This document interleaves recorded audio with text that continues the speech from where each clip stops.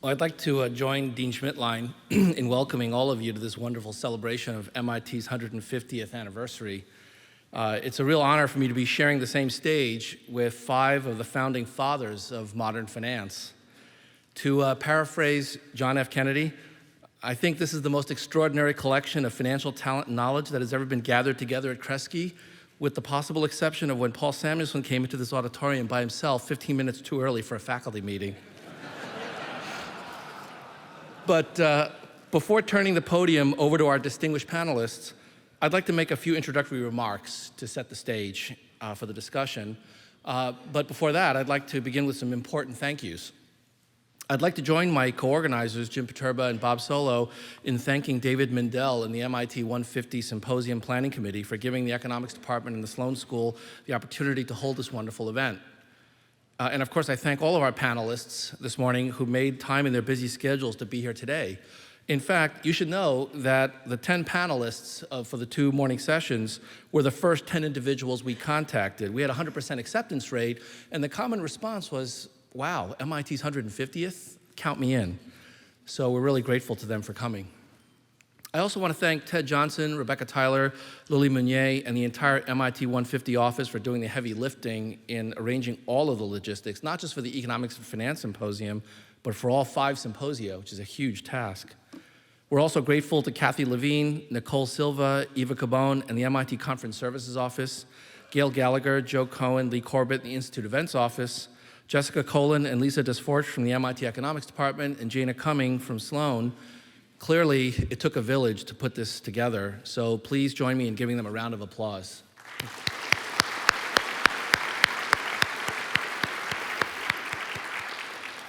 And of course, we'd like to thank all of you for braving the weather and in some cases coming from very long distances to be with us today. I see many former students and former colleagues, and it's great to see all of you reconnecting with your intellectual roots.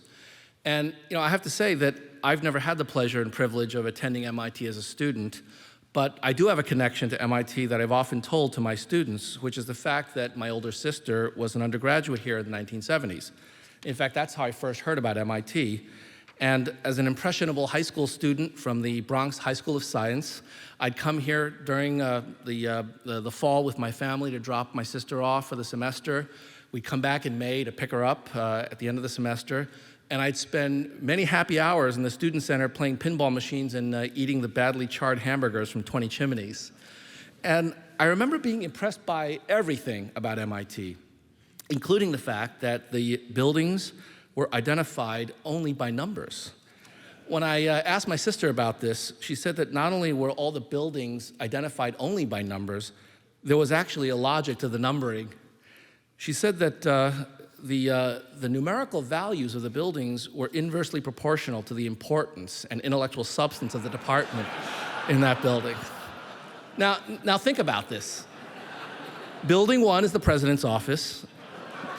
Building 2 is mathematics, the queen of all sciences. Building 3 and 4 were physics, and so on. And as a math and science geek in high school, I was just terribly impressed by this. I thought all schools should do this. So years later, when the MIT Sloan School offered me a job, I couldn't resist by asking the dean at the time, excuse me, but what's the Sloan School's building number? And despite the fact that it was E52, it's actually gotten worse, now it's E62, I accepted the offer without hesitation, and it's because of the MIT Sloan finance tradition that was built by the individuals sitting on the stage and their colleagues.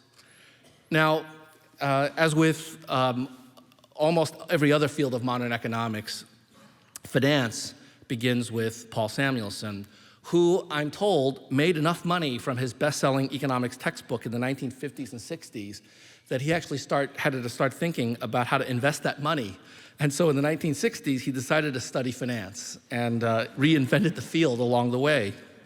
Now, Paul did have some help. And there are some extraordinary individuals that grace the halls of the Sloan School. Fortunately, many of them are with us today. You'll have an opportunity to hear from them directly as to how they came to develop the ideas that have really transformed an industry. The financial thinking that came out of this place from this incredibly small but elite group of faculty is truly breathtaking. And so you can see why it is that so many of us who came afterwards were absolutely delighted to join this extraordinary faculty. But what's unusual about this set of ideas that was developed, and here's just a partial list. Oh, I'm sorry, you can't actually see up there, can you? I'm moving forward these slides. These are the individuals that I had up there. And the extraordinary ideas that were developed here over a period of 15 or 20 years is extraordinary not only for its breadth, but also for the impact that it's had both on academia and on practice and in policy. In fact, if you look at these ideas from dynamic asset allocation to efficient markets to option pricing theory to arbitrage pricing theory to real options, virtually every single idea that came out of the Sloan School in finance has had an indelible impact on industry. In fact, our second panel, titled Finance in Action, that includes prominent practitioners and practitioner academics, will make this point much more eloquently than I could. The tight link between theory and practice in financial economics is unprecedented, not just in economics, but among all the social sciences.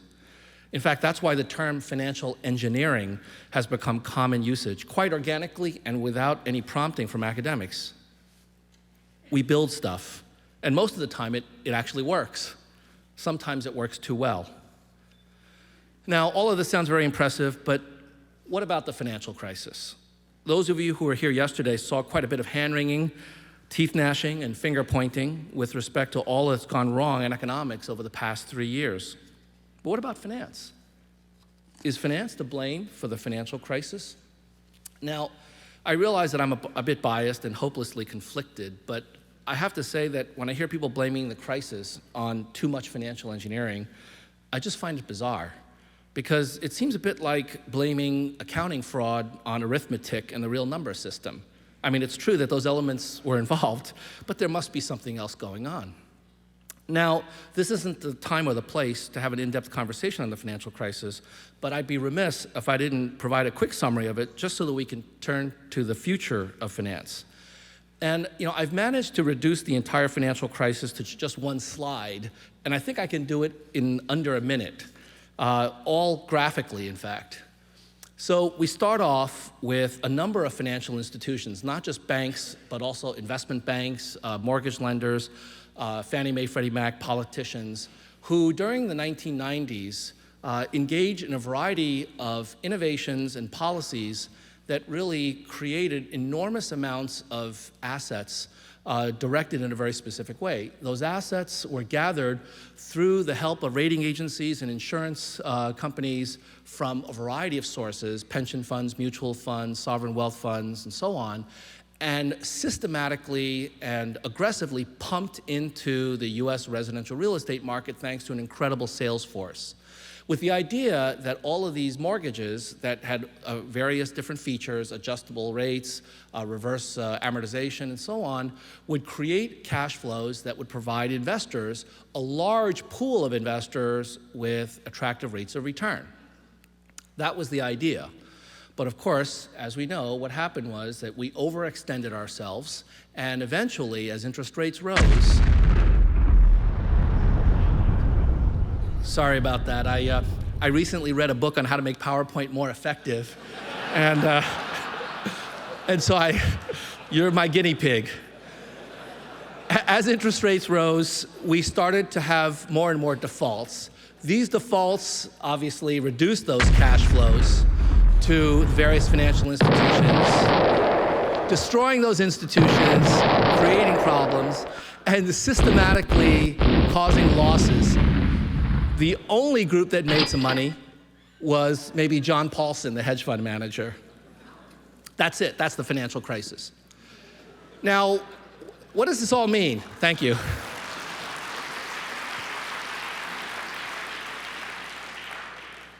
How did this happen? What went on? Well, let me show you a graph from Bob Shiller's book, Irrational Exuberance. This is a graph from 1890 to 2006, the peak of the US housing market, of the real home price index. It takes into account inflation. Anybody see anything unusual about this graph?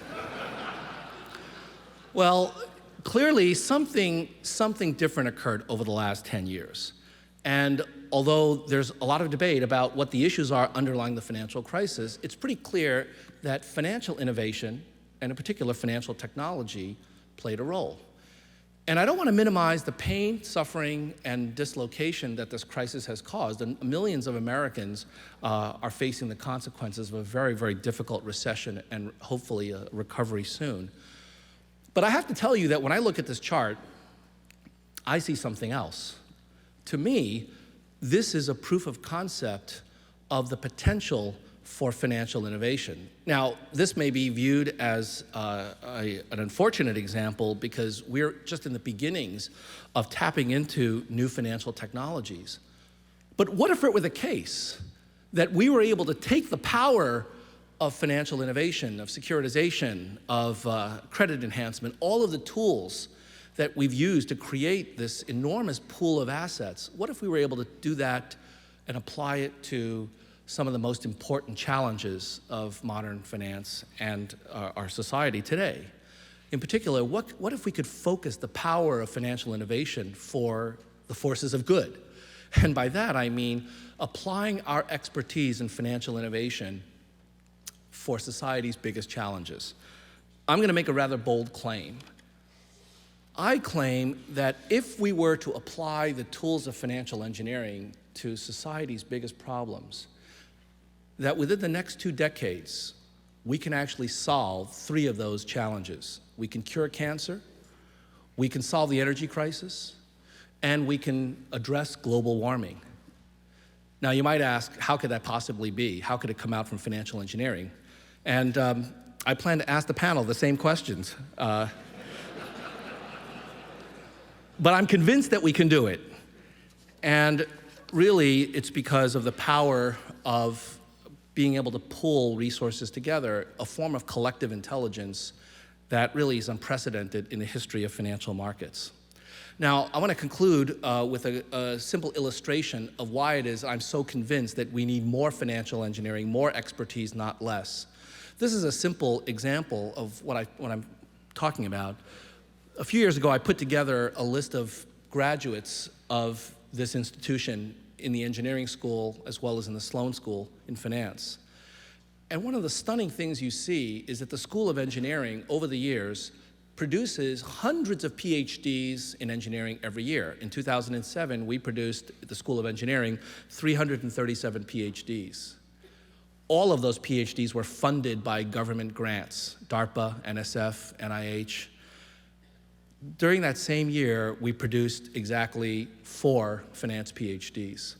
So is it any wonder that we have the financial system that we do? We need more expertise, not less. In fact, over the next few years, we're going to be rebuilding the financial infrastructure for the next century. And the hope is that with the help of individuals on our panels this morning and with all of you, we actually are going to be able to revamp that system for the 21st century. Now, let me turn to our panel. Because I've asked each of the panelists to describe briefly in their opening remarks how they came to study finance and what their experience was like at MIT, we're going to get a bit of an oral history of the MIT finance tradition, after which we're going to open it up for questions from the audience and general discussion. Now, I realize that it's a hackneyed phrase to say that our panelists need no introduction, but it's so obviously true in this case that I'm actually not going to provide any introductions. We have with us Stu Myers, Myron Scholes, Bob Merton, John Cox, and Steve Ross, and I think that's all we need to say. Now, the more observant of you might be wondering what possible ordering we chose for the panel. Clearly, it's not alphabetical, nor is it in decreasing order of height, as you might think, nor is it, as Steve Ross first conjectured, in increasing order of handsomeness. But it's by when they first joined MIT's faculty. So please join me in welcoming Stu Myers to the podium.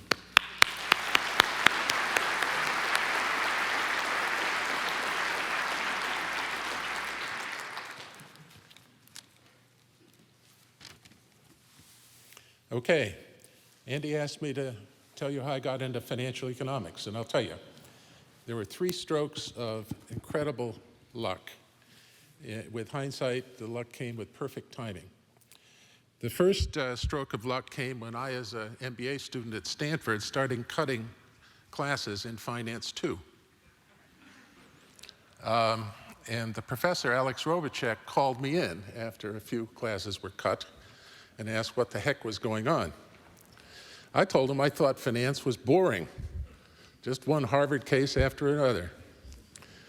And what he should have said is that I was a feckless young kid that had zero potential to be a CEO, which would have been accurate. But instead, he gave me a stack of journals of finance and a couple of research books and told me to come back on Monday. So I switched into the doctoral program, and within 2 years, Alex and I had published a book, Optimal Financing Decisions, and I'm proud to say had set out the first clear version of the trade-off theory of capital structure. The second lucky thing was that I came into finance at exactly the right time. Because there were these big ideas that were flowering all at the same time. It was Modigliani-Miller, it was a capital asset pricing model, efficient markets, Black-Scholes, dynamic hedging, agency costs, Arrow-Debreu pricing, and particularly important for corporate finance was the proof that firms could and should maximize their market values on the stock market, and leave decisions about consumption, savings, investment, risk-bearing to the investors. And that meant that corporate finance was all about valuation. If you could figure out what things were worth, you had a theory of corporate finance. So I once had a breathless young student, MIT undergraduate, who rushed up to me after the first class of 15401 and said, "Professor Myers, I've got it. Finance is the science of rational valuation." And I told her she was 1/3 right. It may not be a science and it may not be rational, but it sure as heck is about valuation. Always. Yeah? And that's important to remember because corporate finance is all about value. And value is determined at the boundary between the corporation and financial markets.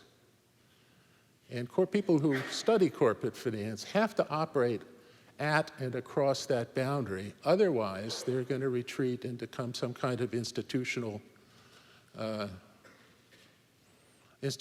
shell or behind some kind of institutional fence. My third stroke of good luck was getting an offer from MIT. And I wanted to come to MIT because of Franco Modigliani, but as a bonus, I got all the other people that I got to work with all the other people that Andy just showed you. Now, let me just add a couple of things. I don't want to go through Stu Myers' greatest hits. It would take too long.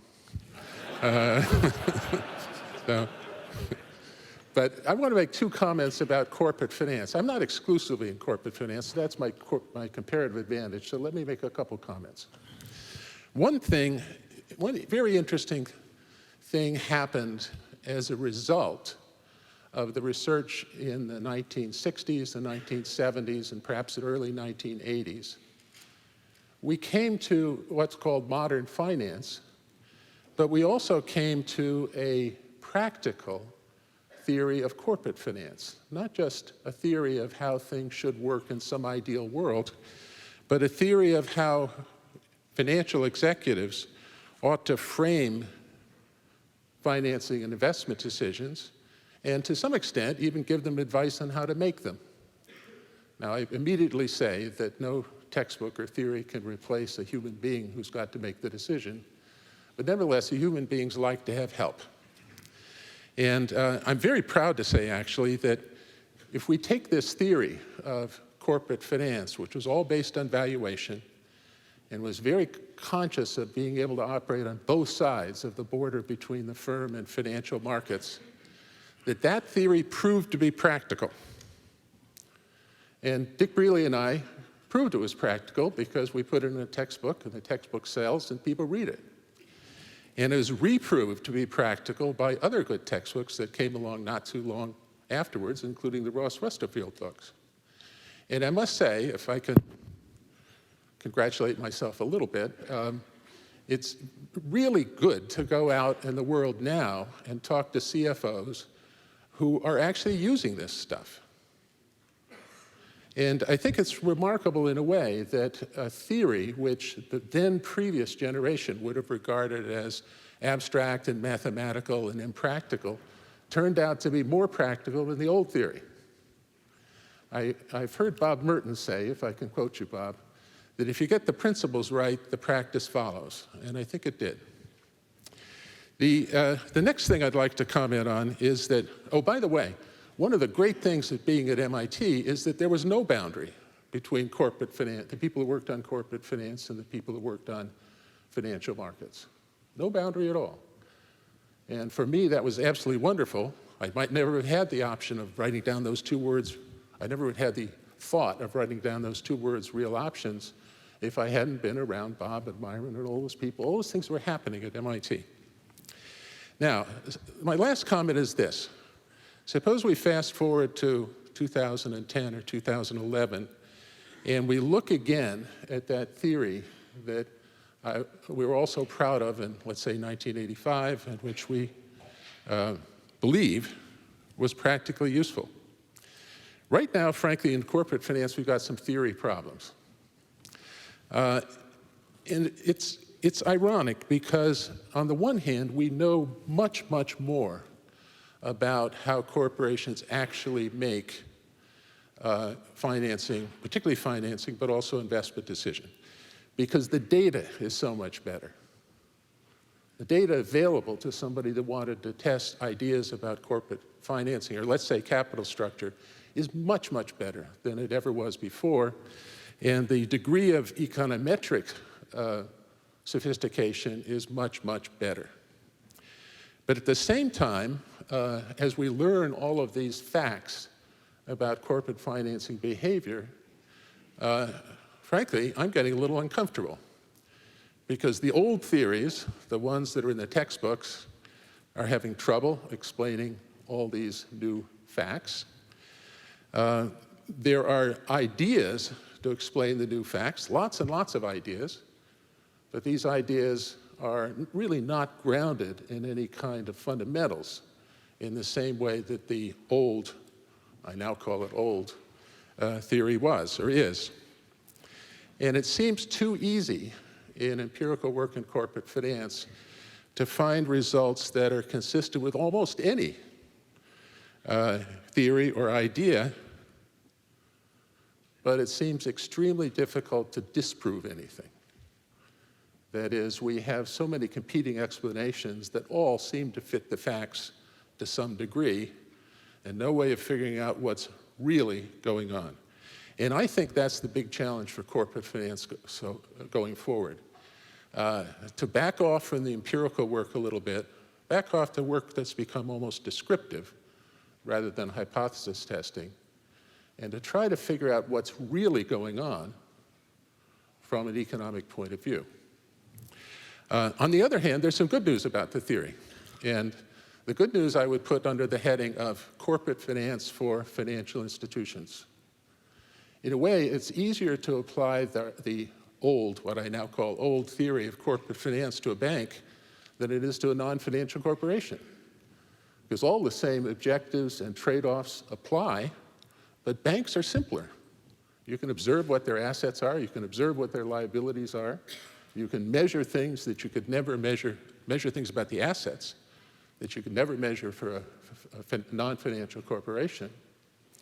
And if we actually take some of the tools of corporate finance and apply them to financial institutions, particularly in the recent crisis, you can begin to see what's going on.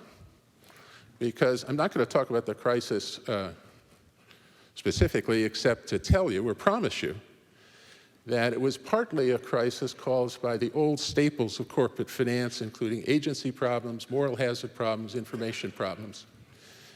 And if you think hard about debt overhang or information asymmetry, you can make significant progress in understanding what went on over the last 2 or 3 or 4 years.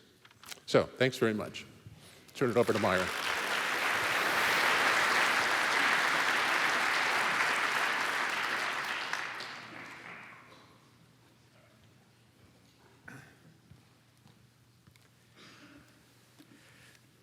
Thank you very much. Haven't been at MIT for many years, but sitting with my colleagues to the right, left of me, one of the great things was to realize that I had the fortunate time in my life to be with a wonderful band of scholars here at MIT, and I think the band of scholars is still a band of scholars, and really appreciate them as colleagues and continue to be friendly and interact with them in many, many ways. I was asked by Andy to talk about how I got into finance and then my experiences at MIT and at the time when I was here and the research that was being conducted. So I guess when I was thinking about finance and how I got into it, I was born in a place called Timmins, Ontario, Canada, which is 500 miles north of Toronto.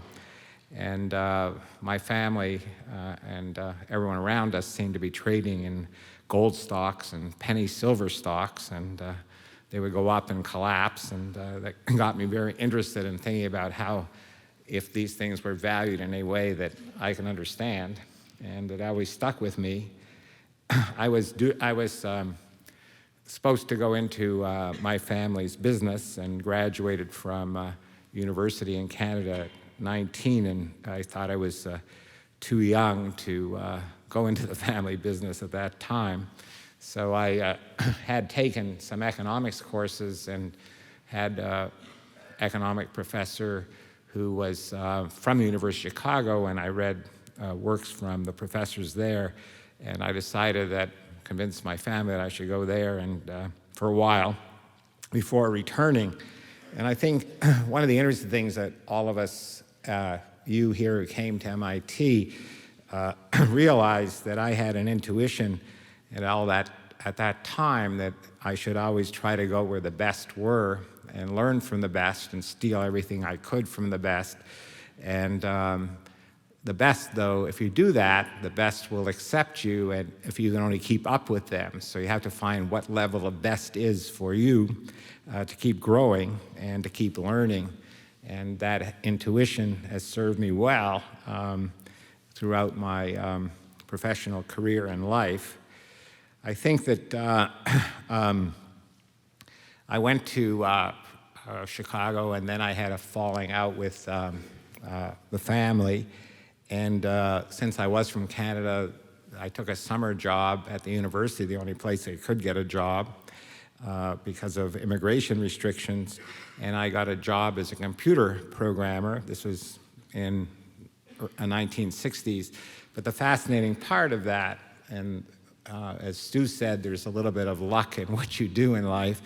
I didn't know much about computers or even what they did at the time, but I certainly became a computer nerd that summer. But the fascinating part is that many professors came in to ask me help for their research and working on their research programs.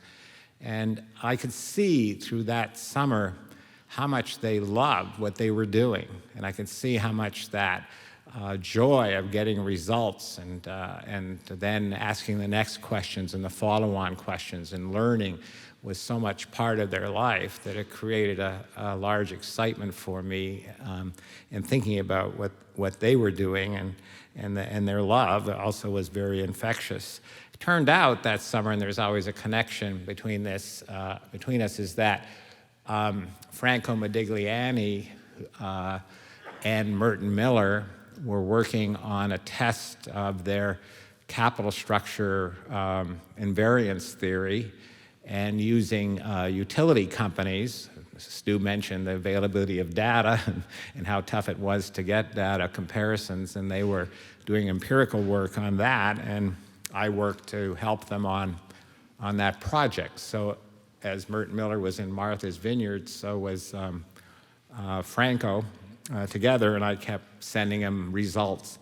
Now, either because it was the case that they needed me, or Merton and others in the faculty needed me to continue to be a research person and computer programmer for them, or because I was giving gratuitous extra results and they wanted me to have some theory as opposed to just sending extra results to them, which was confounding their research.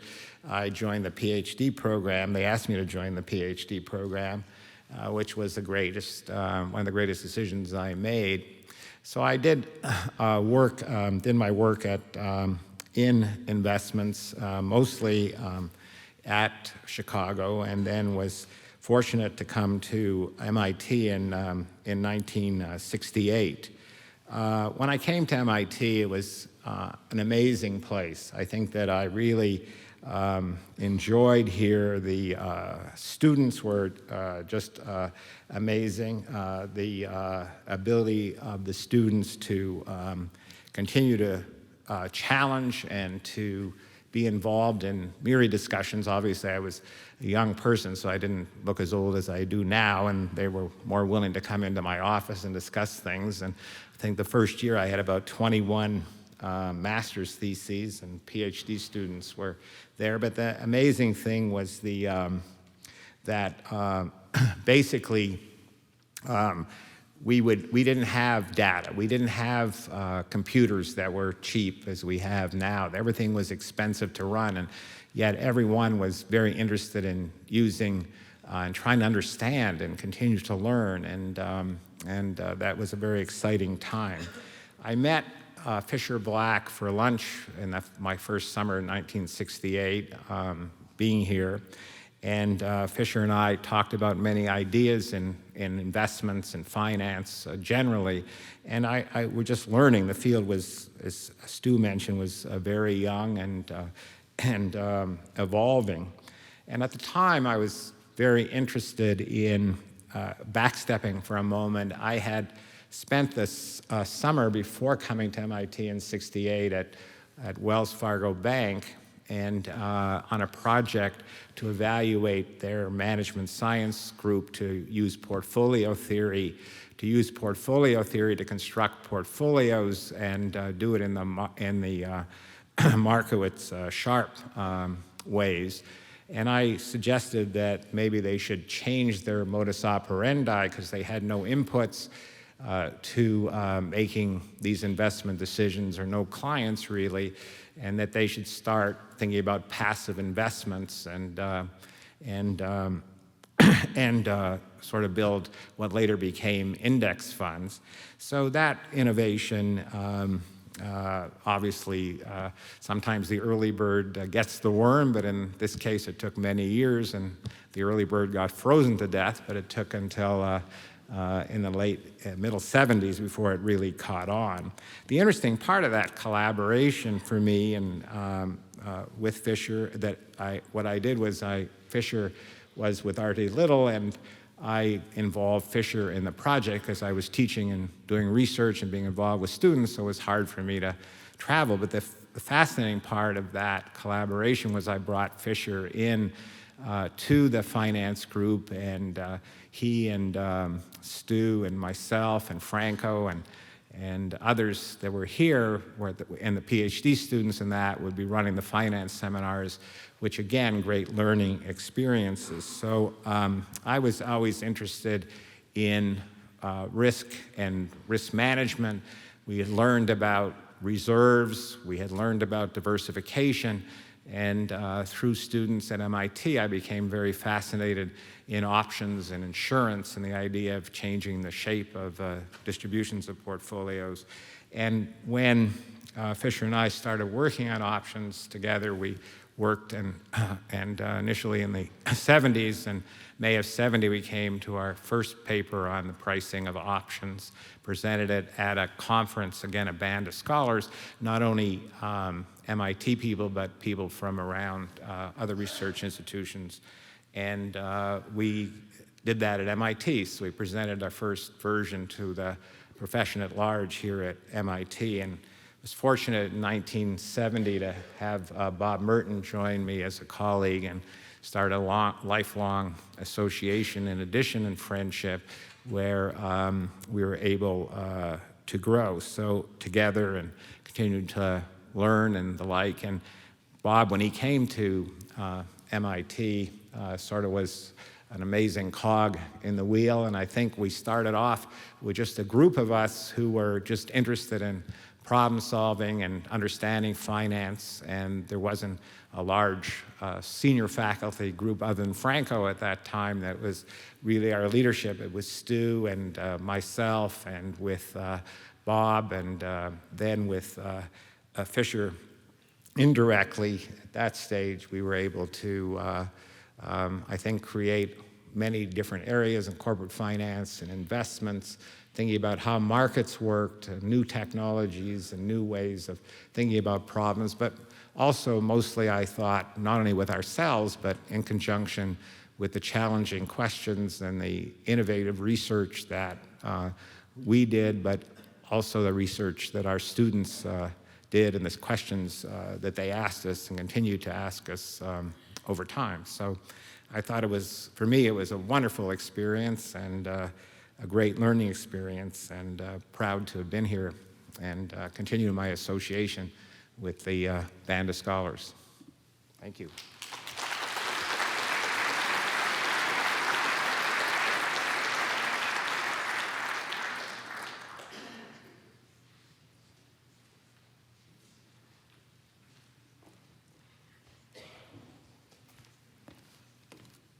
Well, as with my predecessor speakers, I'm going to respond to Andrew's request as to how I got into finance.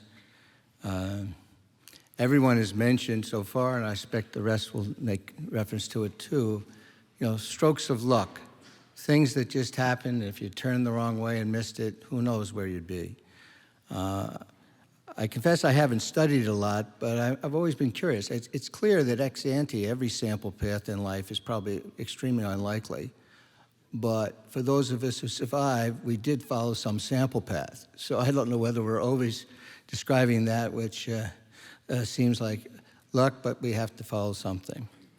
But in my case, my interest in finance goes back, I guess, I bought my first share of stock when I was 10. It was General Motors. I didn't hang on to it. But I've hung on to other things. Don't hear that that was a calculated gain. And even in when I used to hang around in boardrooms sometimes. I know that sounds horrible. And they all took this kid and kind of taught him about the markets and reading tapes and so forth. And then later in college, while I went to engineering school in Columbia in engineering mathematics, I still was a little involved in markets. And then when I decided to go to grad school, I decided to get a PhD in applied math, and I applied to Caltech and MIT, and I went to Caltech. Now, one of the things that happened out there, of course, is that 9:30 in New York is 6:30 in the morning. So I would be in trading at 6:30 in the morning before going to classes and then working on research at night. And I traded just about everything. I thought I knew what I was doing. I found out later I didn't. But this served me well in two ways. First, I was fortunate to do my qualifiers and everything pretty quickly at Caltech, and then I had to think about a thesis, and it was water waves in a tank or plasma physics, none of which very much excited me. I had this sense I liked economics, but I had never studied it. And then I listened to Walter Heller's story, the Council of Economic Advisors, how they had solved the macro problem. Does that sound familiar? And I thought that was pretty neat. I said, can you imagine if you could just do a little something positive and affect literally millions of people, perhaps for a long time? That was not a bad thing. That, along with just interest in the markets, got me thinking about maybe what I really want to do is go into another field. And I had next stroke of luck, which is I bought a book on mathematical economics. I don't remember the authors, good for them. It was a terrible book, but I didn't know it. So I said, gee, reading this, maybe I actually could do something in this field. And so I went off, and my family, my advisor, everybody thought I was crazy, but I applied to all these economics departments. And I had a reasonably good academic record. But unlike what happened today, 8 of the 9 sent me back, thank you, but no thank you, including Columbia, my alma mater. And then from MIT comes a letter saying, we're looking forward to you joining us, and by the way, here's a full fellowship. So you can see that was a really tough decision. So I found out many years later why that's happened, and this was a stroke of luck of the late Harold Freeman, who happened to be on the admissions committee and recognized the names of people actually here at MIT and elsewhere who had written about my application in mathematics, and he decided to take a flyer. I'll always be indebted to him, not only that, but when I came, I went to the graduate office, to say, all right, I want to write out my program in the economics department. I know nothing about it, so tell me what to do. And Harold looked at what I had written down, economic history and so forth. And he said, you take those courses, you'll be out of here in 6 months because you'll be so bored. Why don't you go take Paul Samuelson's mathematical economics course? And so I said, okay, and I went and did it. And the rest, one might say, is history. I loved it. I loved the work. It was applying mathematics and something that excited me. Paul took me in under his wing. I became his RA and lived in his office from the end of that class on. Many people have had great experience, but I can't imagine anyone having a better graduate experience than mine. So then when it came to the job market, the one thing we knew at MIT is you can't hire your own. So you have to go out into the world. And so I interviewed everywhere, even garnered a few offers. And at the very last minute, Franco Modigliani comes to see me. He was one of my professors. And he said, how would you like to join the Sloan School in Finance?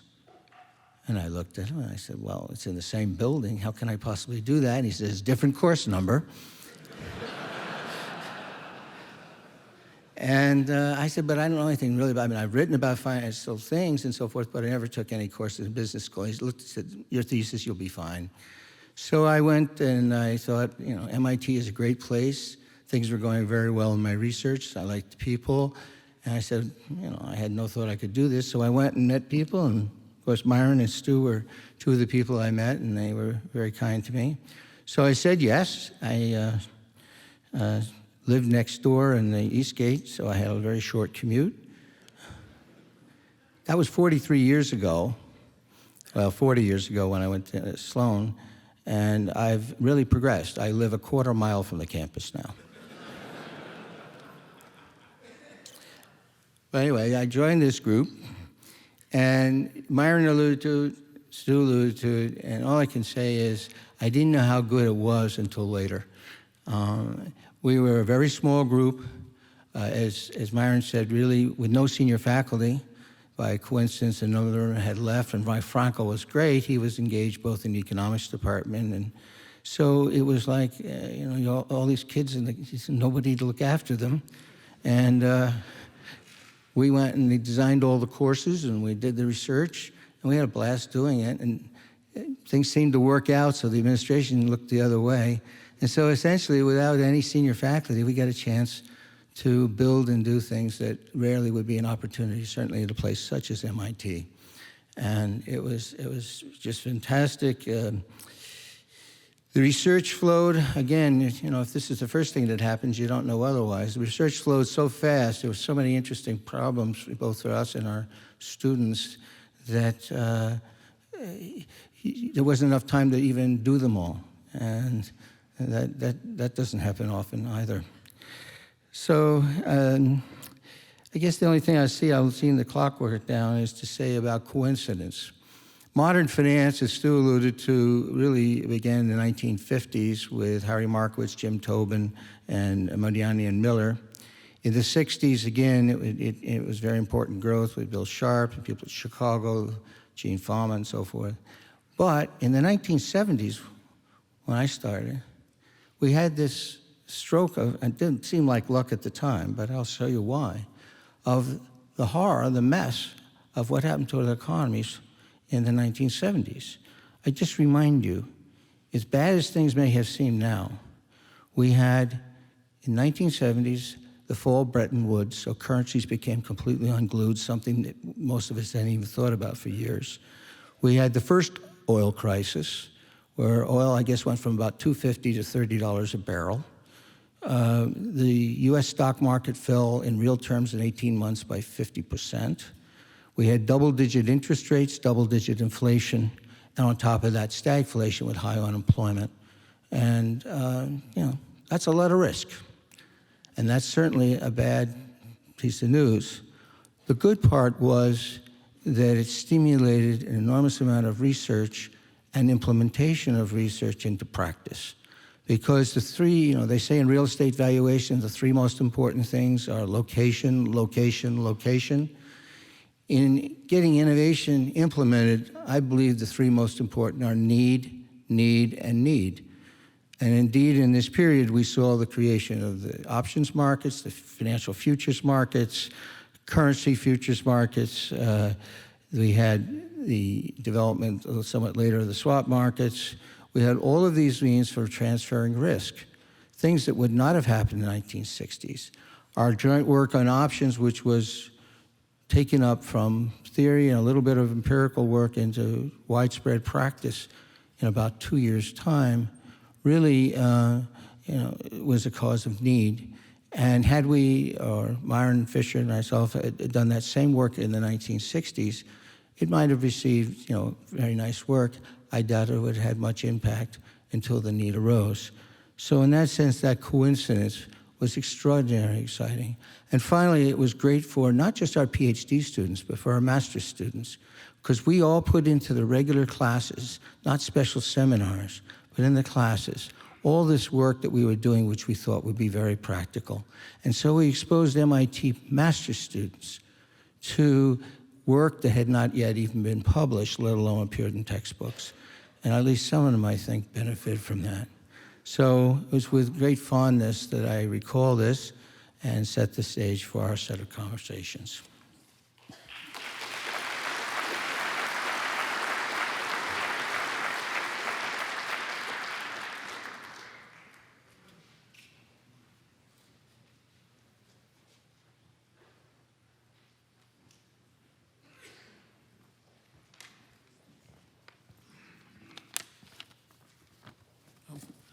I've often been asked how I chose an academic career, and I've never really had a good answer because, honestly, I can't ever remember a time when I didn't want to be a professor. I was interested in a lot of things, but economics was always special because it seemed to be so important to the way the world worked, and finance was at the heart of the capitalist system. So I went off to get a doctorate in finance at the Wharton School at Penn. Okay. Bob has described how he had good luck in meeting Paul Samuelson and forming a tie there. I had similarly good luck at Penn in meeting Steve Ross, who is also on our panel today. Unfortunately, I didn't meet Steve until just before I was graduating, but it was enough time for us to form a long and fruitful collaboration. Okay. We've also spoken about good luck and heard about good luck today. And I think that I had very good luck in timing when I graduated. This was in 1975. Okay. And at that time, the landmark work of Bob and Myron and Fisher was already published and available, and I had that to build on. But yeah, at that time, everyone realized how important that work was going to be, but very few people really understood it. So there were plenty of low-lying plums left to be picked in the orchard at that time. And it just seemed like a golden age for capital market theory. There was so much to do. It was, one was literally so full of ideas that there wasn't begin to be enough time to write them all up. So in that sense, in the timing of my career, I think I was extremely fortunate. Okay. After leaving Penn, I went off to Stanford for several years, but later MIT made me an offer, and we moved back east. That was 30 years ago, and I've been here ever since. And I've enjoyed every minute of it, even though the school and the group have greatly changed in the meantime. You know, shortly after I arrived, Fisher Black and Bob Merton both moved, and that was terribly disappointing for me. But the two other giants of the group, Franco Modigliani and Stuart Myers, were still here. And we were soon joined by some great new talent, including Andrew Lowe, our moderator, Jifu Huang, Paul Asquith, Zhang Wang, and a little bit later, Steve Ross. Okay. And the group has changed dramatically in other ways. When I arrived here, you know, believe it or not, there were 100 people in our graduating class, and they all got MS degrees. There was no MBA back then. Okay. Now we have over 350 MBA students in each class, and an additional 60 in our new Master of Finance program. Okay. And this dramatic growth has meant big things for the finance group.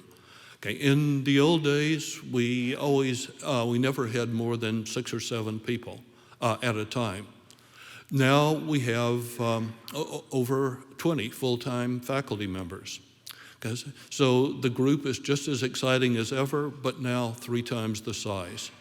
And I think that we'll have even bigger and better things ahead. Thank you.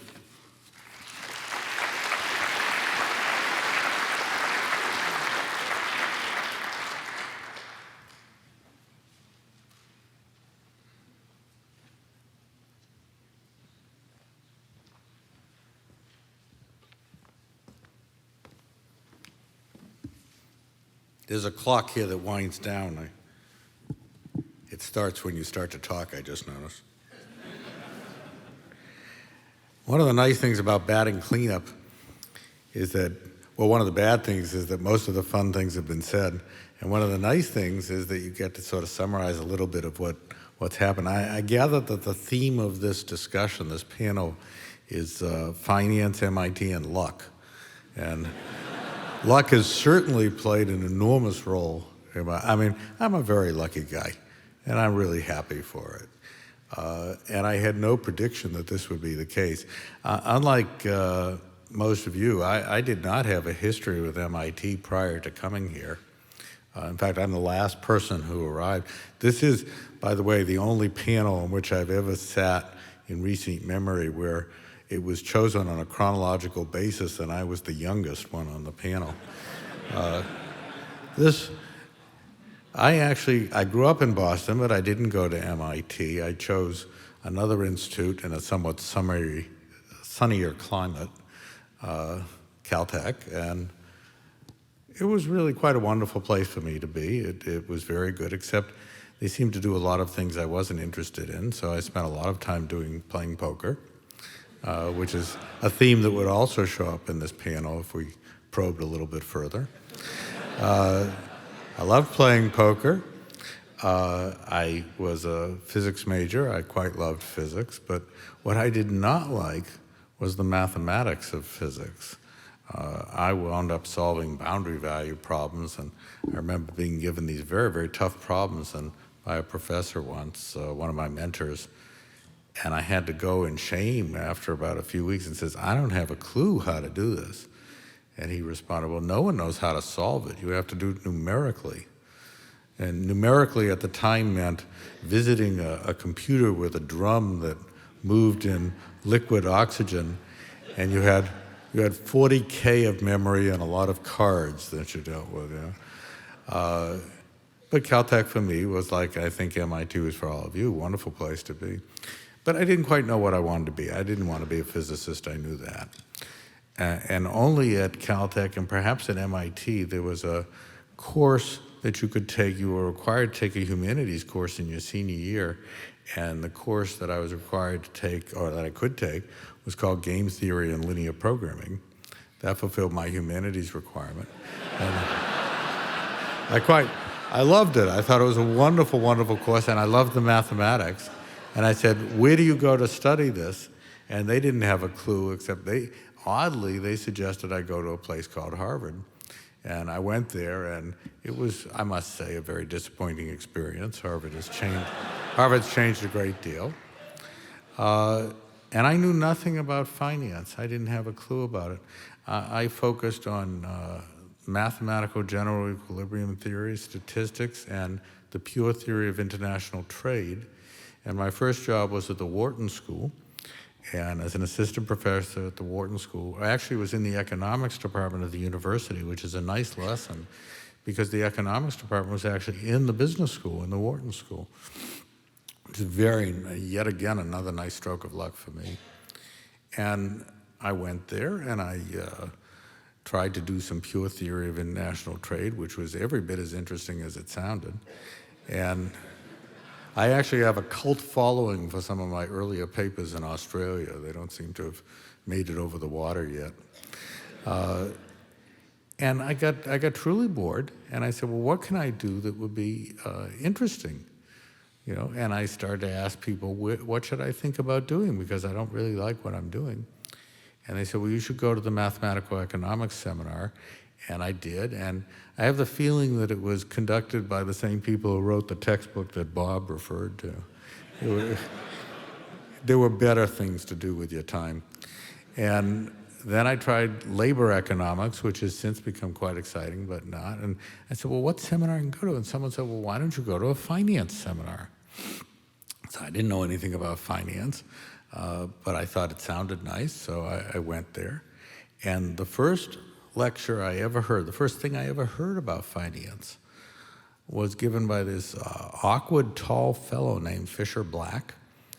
And he was talking about something called the Black-Scholes model. And I was just enthralled. I mean, here it was. Unfortunately, it was boundary value problems again. But here it was. At least I knew what he was talking about. I thought this was just the most fascinating stuff I'd ever heard. These people had theories. Not only did they have theories, they had data. And more importantly, this was what science was about. The theory and the data had to relate to each other in some way.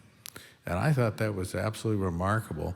I remember asking Fisher a question, and for those of you who will know, I didn't ever get an answer. What I got was he bent down and took notes. That was Fisher's style when you would ask questions in a seminar.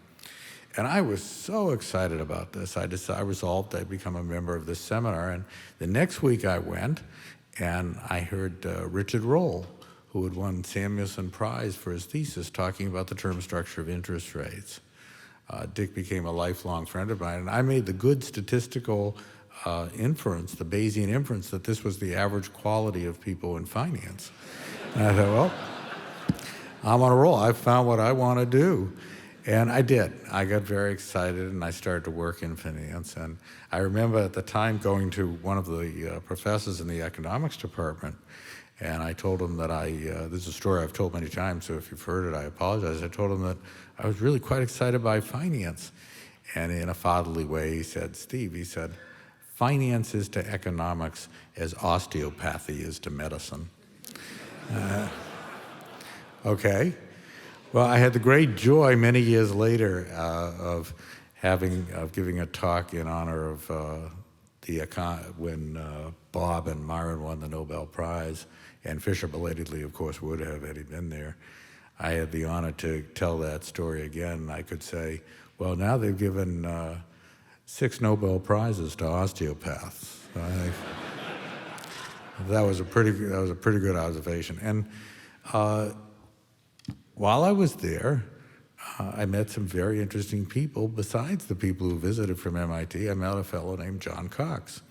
As John alluded to, we did some wonderful work together. And I don't mean wonderful in the sense it was really great work. It was just wonderful to work on it. We had a terrific time, and John was clearly a kindred spirit. And one of the great joys for me of coming to MIT, I think it was in 1997, was the chance to reunite with John and continue to do some work and to talk about stuff. And that was a golden period in finance, and I was just so lucky to be there at the time when that was occurring. Someone once asked me, because John and I wrote a number of papers together, how did we divide up the work? And I took a phrase that I'd heard from von Neumann and Morgenstern, Oscar Morgenstern had worked with John von Neumann on the theory of games, and someone had asked Oscar Morgenstern the same phrase, how did you and von Neumann divide up the work?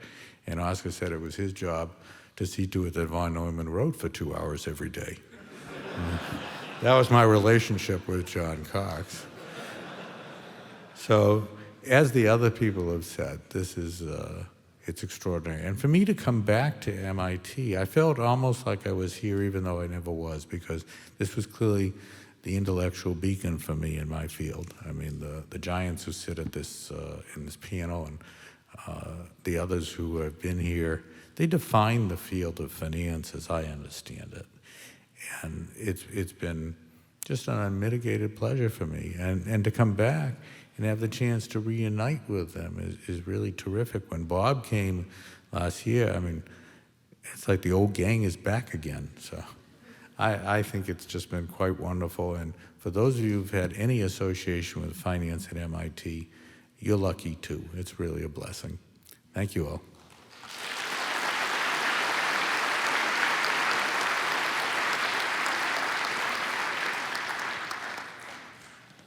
So I'd like to open it up now for discussion among the panelists and questions from the audience. So please feel free to come up to the podiums in the aisles and ask your questions. While you're doing that, let me throw out the first question to the panel, which has to do with this interaction between theory and practice. Finance really seems unique in that respect.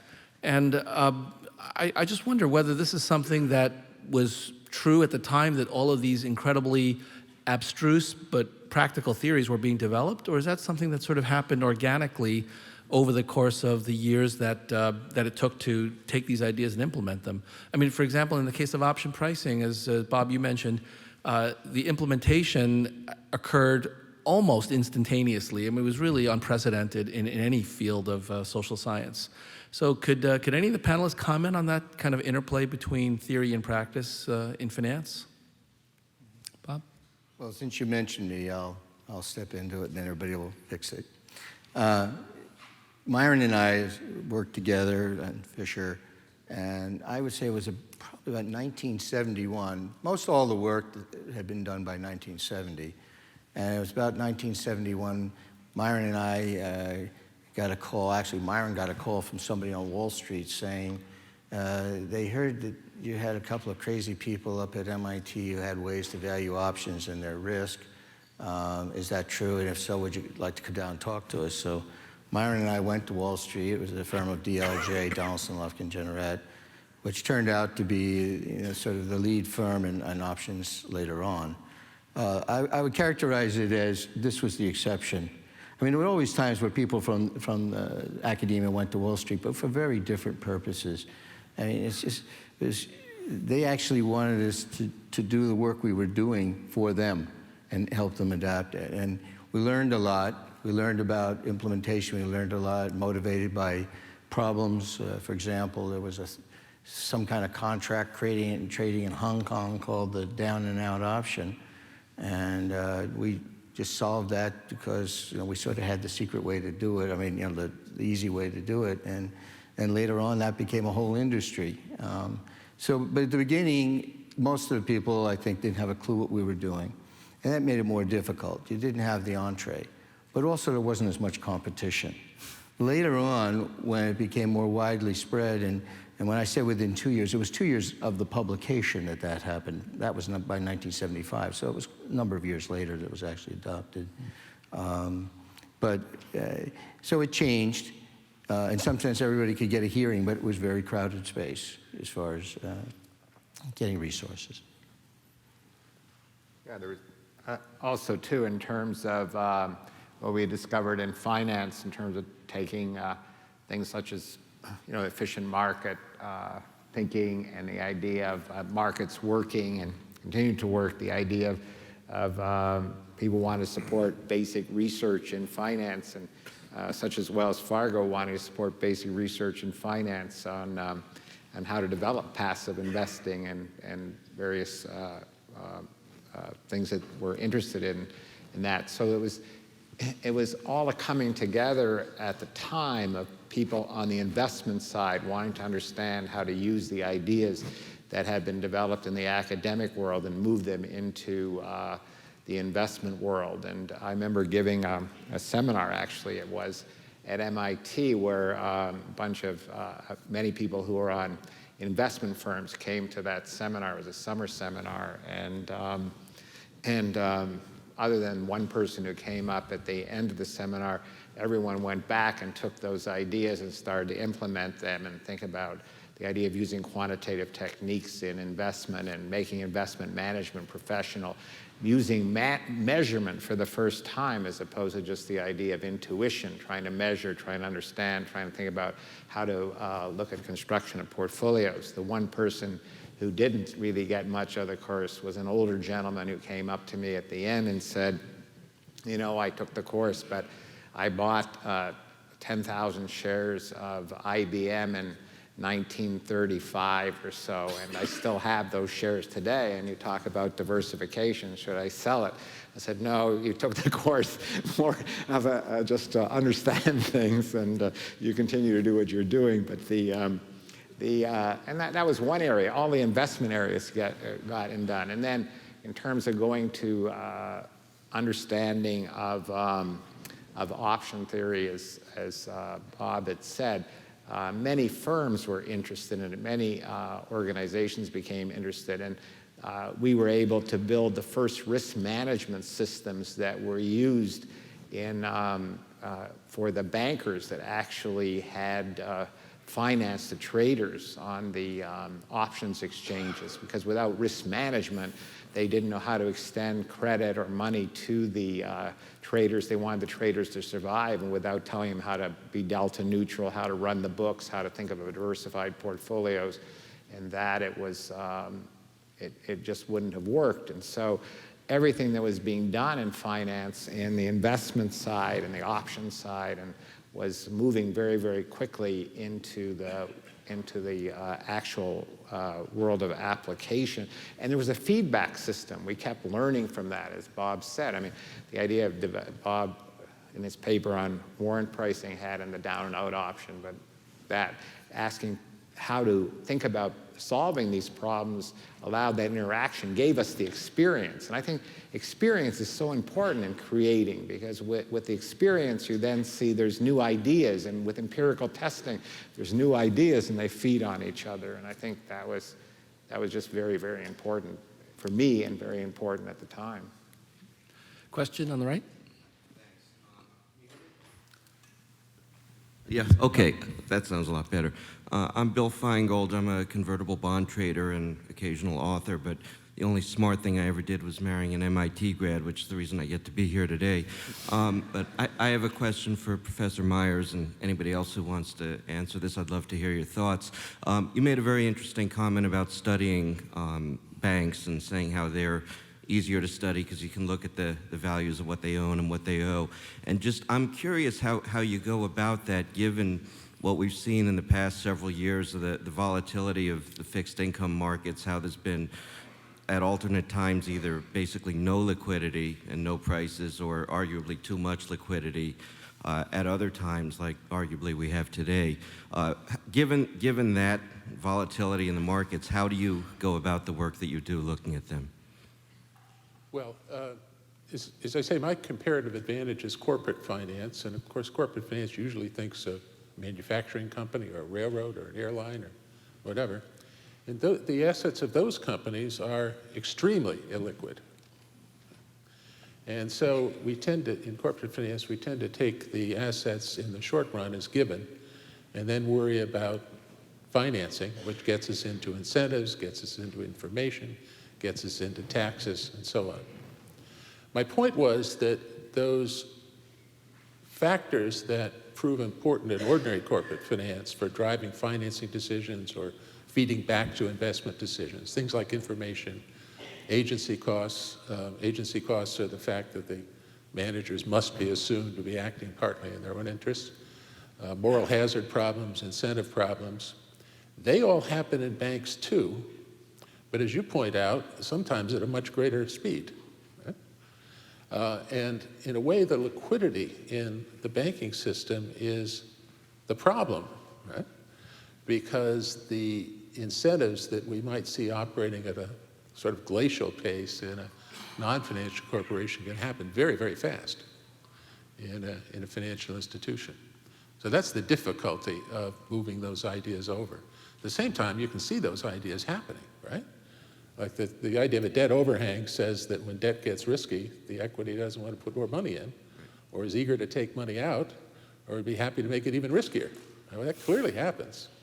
That's a standard part of corporate finance, but you can see it happening at banking. Right. So I was just trying to point a little bit to the road ahead. Is I think corporate finance and the analysis of the understanding of how banks work is actually coming together. If you go to a corporate finance meeting at the National Bureau of Economic Research, half the papers now are on how banks work. So I hope that's helpful. Yeah, no, it is. I mean, I just wonder how you acknowledge that there's this other element, that it all happened so fast, so it's kind of moving pieces, but... Yeah, Raghu Rajan and I wrote a paper several years ago called The Paradox of Liquidity, which says that something like a treasury security, which is very liquid, you would think would be a great collateral for a loan. And if it were illiquid, it would be. But if it's in a bank that can trade it overnight, all of a sudden it isn't good collateral for the loan. And that's an example of the kind of problem you have in mind, I think. Thank you. Right. Question there? Hi, Bill Carlson, Master 71. In his talk yesterday, Akerlof discussed how norms are helpful to research, but they also stifle progress because it's difficult to get a really unconventional paper published. I'd be interested in an intuitive guess from the panel about what norm in the finance field is most worthy of being questioned. You know, where should a new researcher look for some place to do something, a real breakthrough by questioning one of the norms? Steve? Well, if I actually knew, I wouldn't tell you.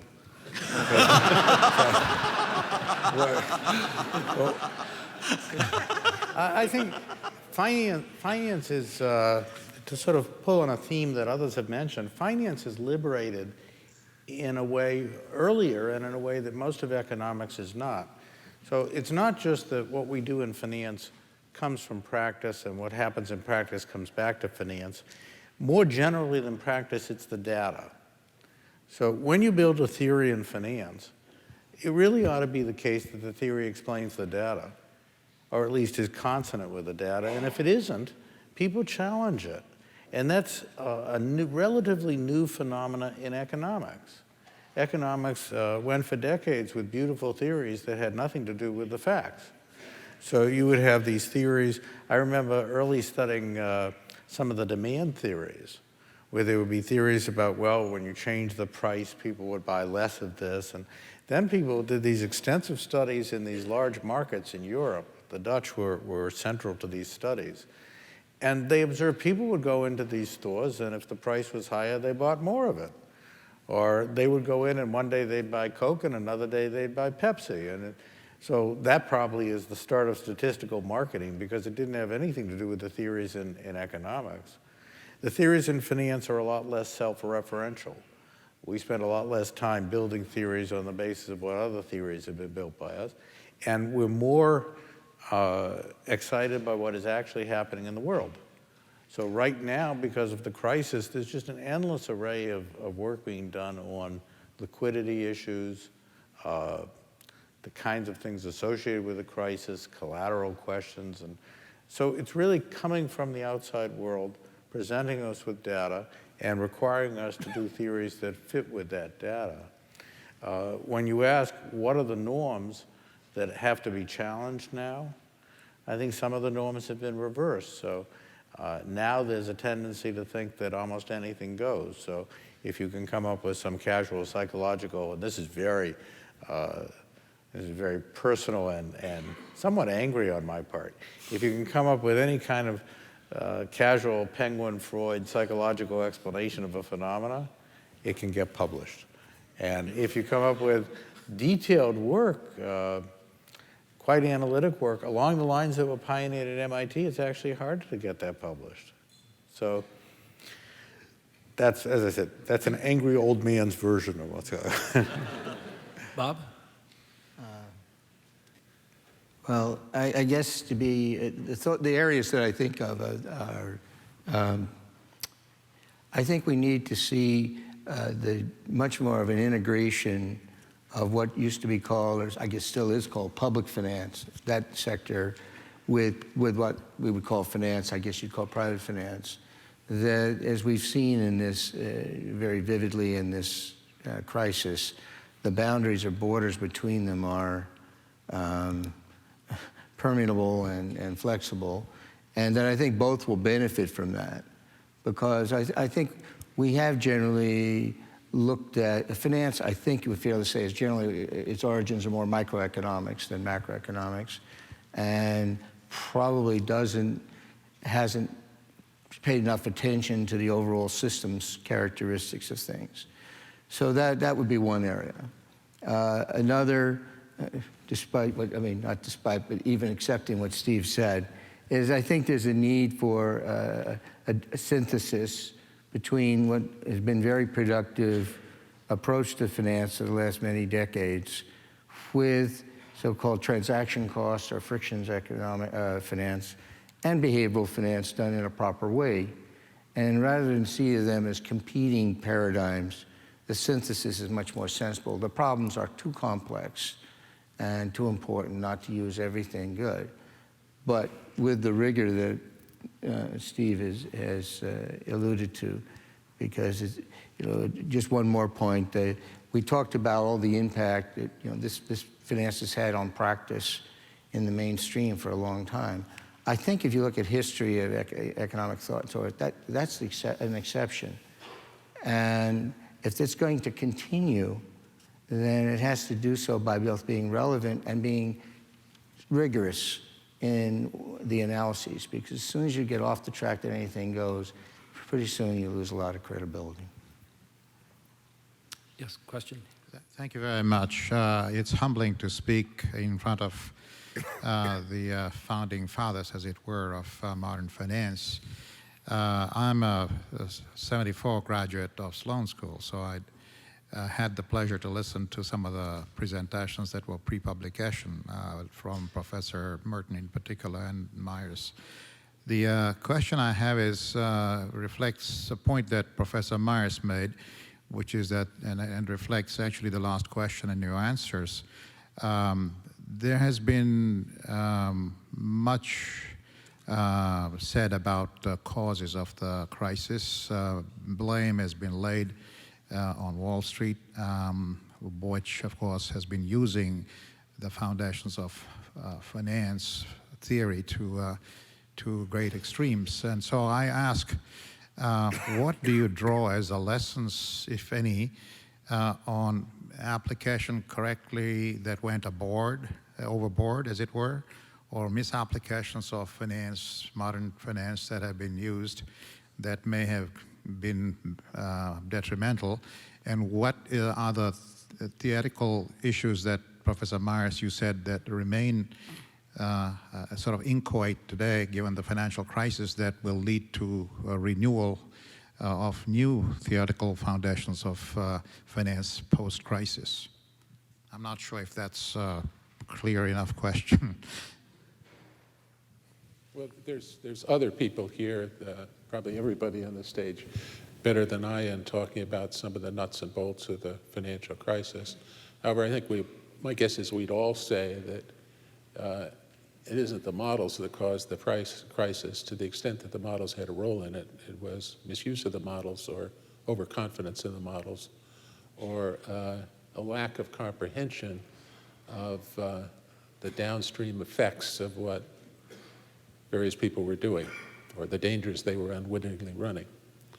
It's true that modern finance, particularly in the financial market setting, is a very powerful tool, and it can be misused, but that's not a reason to discard the tool. It's a reason to use it better. One of the interesting things, and maybe the second panel will pick up on this, is to go back to risk management models and risk management systems. And I think it's fair to ask there whether the problem is with the systems or with the human beings that were trying to run it and the organizations that couldn't take the system's advice when it was most important. It's very hard when a model tells you not to do something that appears to be making money, it's very hard not to do it sometimes. I'm sure people would want to add. And John? Just a couple of things in terms of lessons that I had learned from the crisis. Is one of the interesting things we had allowed, rightly or wrongly, I think wrongly, but Lehman to go bankrupt, and which was, and what did we learn from that? We ran this experiment, and it was very costly to society, but the question is, what did we learn from that experiment? So the idea of, instead of thinking about how the bankruptcy rules could be changed to be more efficient and to allow for 1.5 million derivative contracts to come due instantaneously and have to be settled throughout the world, at that immediately, there's just very interesting questions that need a lot of research, and questions about how did a company that had $20 billion worth of value the day before it went broke all of a sudden be $60 billion in the hole? What does that mean about our accounting system? Where'd the money go? Questions about how to change the bankruptcy rules, the institutional rules that make the system work, but we threw all that out. We have a Dodd-Frank bill now that has a completely different system of financial institutions in bankruptcy. So there's a lot of research that could have been done in terms of really understanding, can you let 1.5 million contracts go due in the derivatives market, the swap market, instantaneously for settlement? And it sounds nuts to me, but that's why were the bankruptcy rules written that way? How we evolved them, how we changed them. There's so many things that we can do as scientists to really understand how to make the system more efficient. Questions about why was there risk-taking, why the risk-taking was done, well, how the risk management system should evolve from that, what type of prudential risk was taken or not taken, and then how to evolve. The question we raise is, should it be 50% capital, or should it be new risk systems, and why? What levels of capital should be employed? What degree of how to optimize risk? Why was it many of the, at least what I read, the questions why, these questions are just research questions. Why were many of the senior executives of banks never seemed to read their accounting statements or information systems, or if they had risk managers, the risk managers were called in every 5 or 6 months and asked how the weather was down in the risk management group. So it wasn't integrated. It's sort of the idea of management is not risk minimization, it's optimization. So thinking about how to optimize and think about these things, it was kind of a surprise to me, if a lot of this was true, that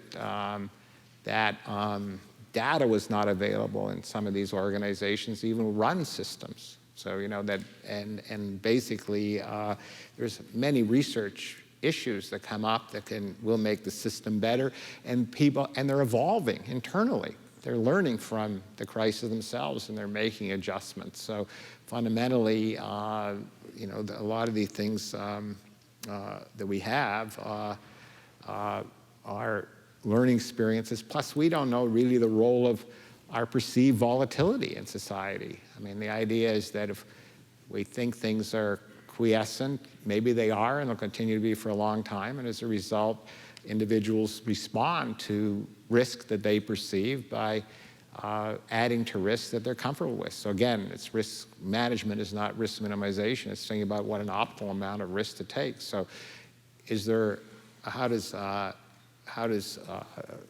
volatility affect behavior, and what we can do about it and what we can learn from that?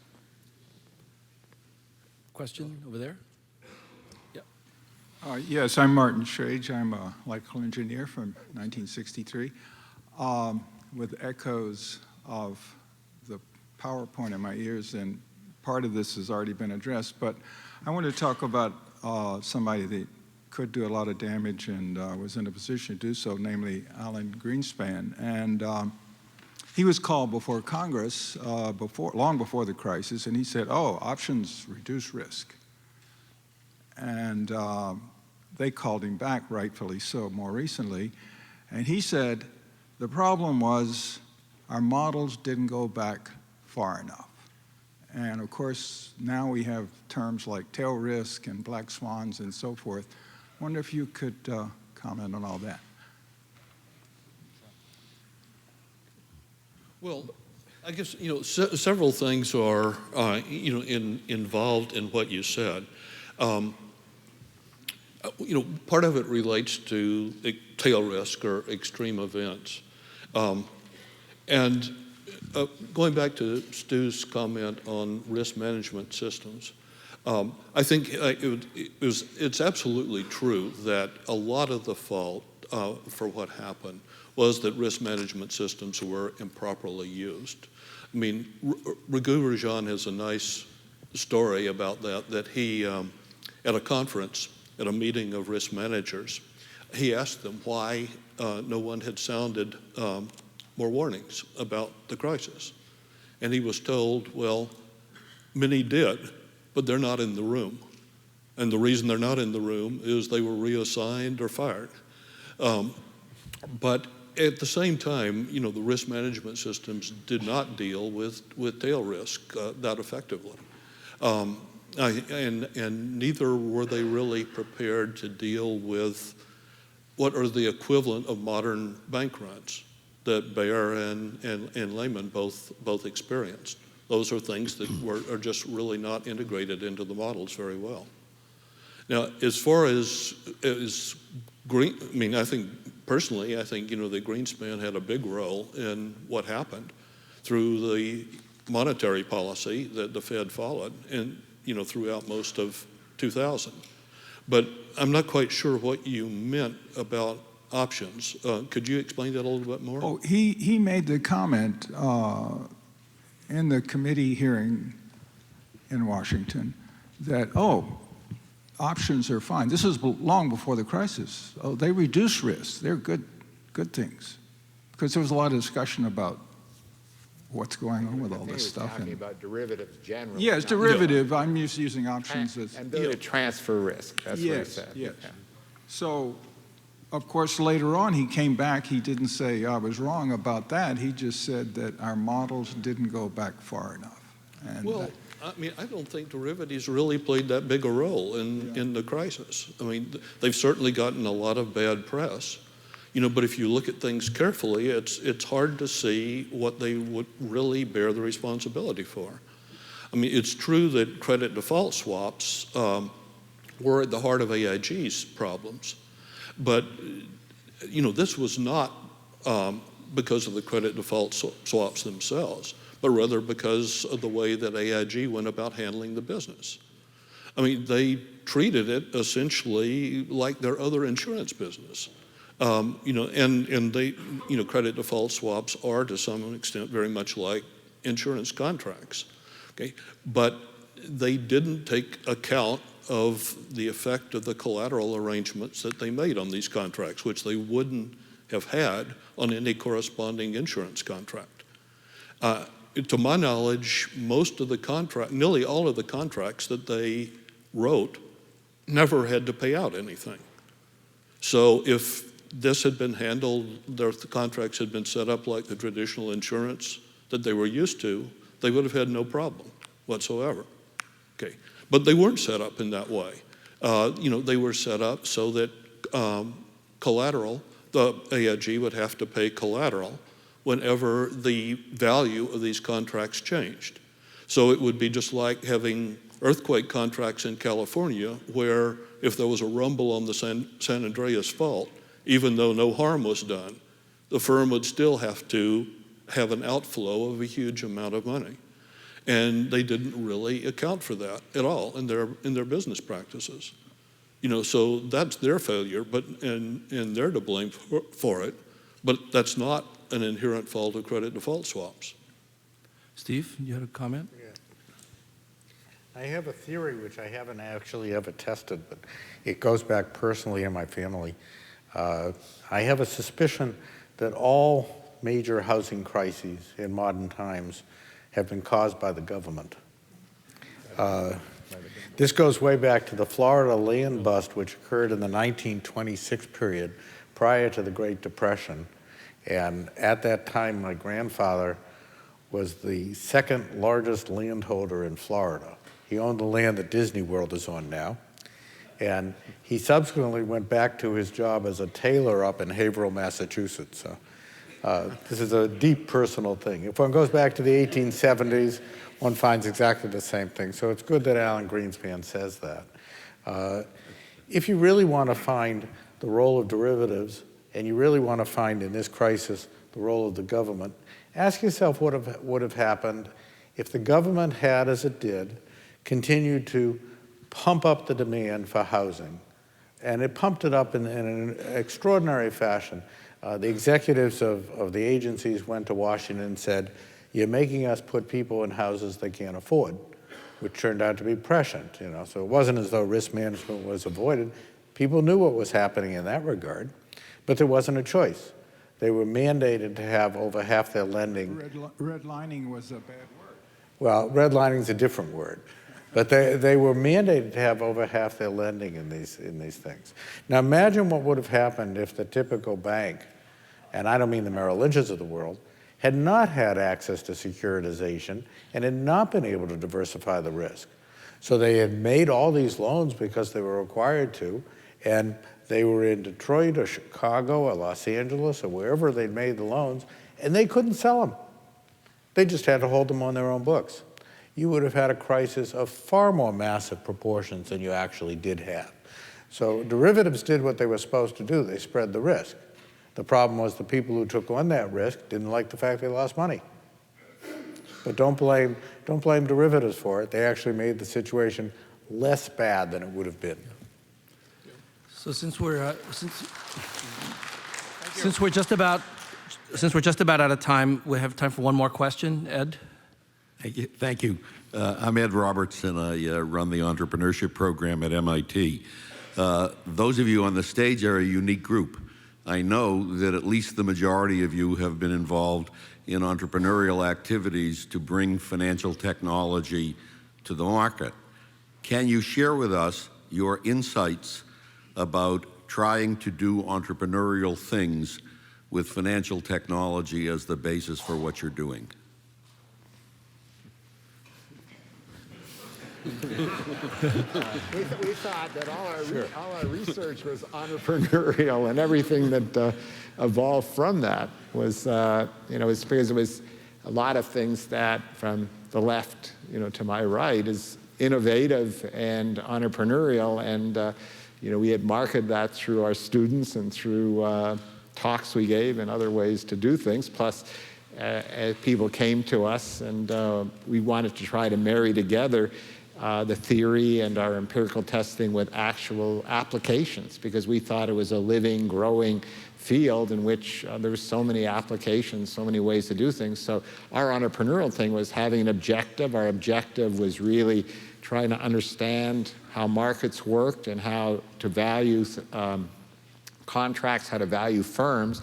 And once we had that objective, we were persistent in that and continued to do it. And then trying to get others to understand what we were doing allowed us then to have a new group of people, and it grew from there, and it was embryonic, and then we stole from each other, old ideas everywhere, and tried to grow the business and be truthful in what we did, and always be open, honest, and try to be persistent, and create a feedback system that essentially allowed us to grow and to allow for the evolution of our ideas to become a whole new field, an area which we think added a tremendous amount of value for those of us in it and those who also took it up on their own.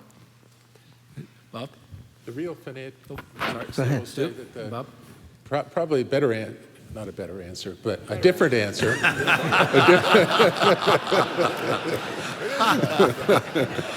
A different answer is to point out that the real financial entrepreneurs are in the next panel. Bob? I'd say that in one way, we've always had the opportunity, pretty much from when we got started. It was hard to begin with, but it became easier to have your ideas at least seen. And relative to some other fields, sometimes that can be very frustrating to even having people listen to it. That said, you have to do many other things that you normally don't want to do with good ideas, which is yet you have to address all the issues to actually implement it. And this is rightfully so, perhaps, but it is one of the most regulated industries in the world. So when you, especially when it's global, I mean, right now, I have to spend a lot of time just to explain things in terms of what the regulations that they're making changes on so that they understand what they're doing. Not to tell them what to do, but that they understand it. And it's now an issue where you don't just go to the, say, Department of Labor here in the United States or the SEC. You have to go to the European Commission and so forth. So there are a lot of other those activities that are tied up with the actual implementation.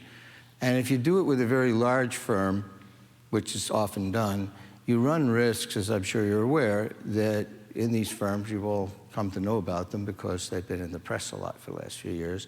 You have to have someone inside who's a champion, and those champions get moved, and you're left an orphan. So you really need to, it's a trade-off, a whole bunch of things to do it. So it is challenging, but the opportunity to do so is there, and the excitement is, it's truly global.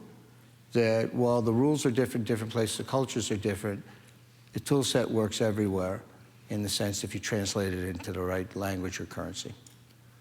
Steve? Yeah, 100 years ago, John Cox and I, with Mark Rubenstein, worked on the binomial model. And When we you were were very young. excited about this because this was a model you could actually put on an HP calculator, for those of you who remember, and someone in the pits could actually program in the value of this option. We thought, well, we had a real moneymaker here, and we became specialists on the Pacific Options Exchange. And we were our particular specialty was Levi-Strauss stocks. So we were the market makers in Levi-Strauss options, and whenever you went out and bought jeans, we were happy, And John and I were sitting on the East Coast, and someone else, Mark, was sitting on the West Coast, and we had the models all set, and we had our trader in place there, and we put our first trade on, and I think it must have been minutes later I got a call, we'd lost $50,000. I said, how could that be? And it turned out he'd put it on backwards. He bought himself so, what lessons have I learned? It's the same old lessons of business, It's hard to run a business from a distance. It's common sense. You have to actually be there on the ground doing, So it may be finance and it may be entrepreneurial finance, but there's nothing new about what you have to learn in terms of how to make a business successful. At least that's the lesson I got. Well, I think we're going to hear a lot more about that in the second panel. But meanwhile, please join me in thanking our first panel.